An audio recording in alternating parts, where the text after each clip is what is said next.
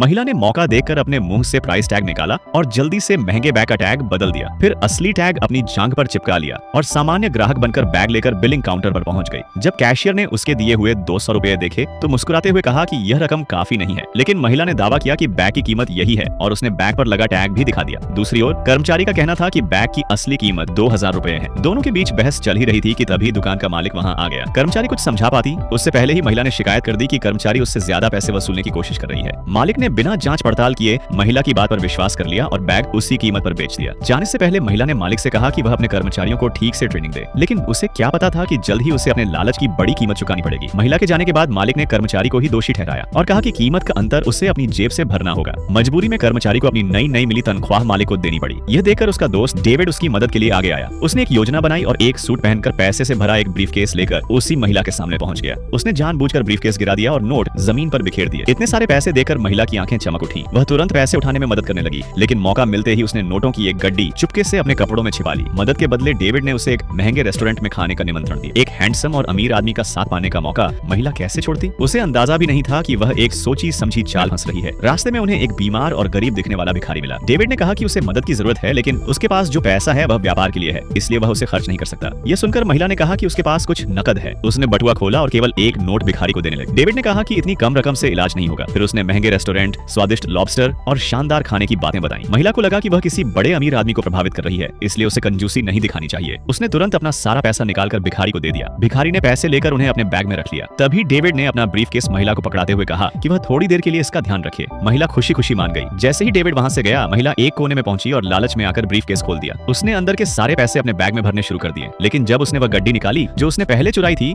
तो देखकर हैरान रह गई कि सारे नोट नकली थे। यह देखकर वह गुस्से से आग बबूला हो गई। उधर भिखारी के भेष में मौजूद वही कर्मचारी अपनी खोई हुई रकम वापस पाकर बेहद खुश थी। उसने डेविड का धन्यवाद किया और खुशी खुशी उसे गले लगा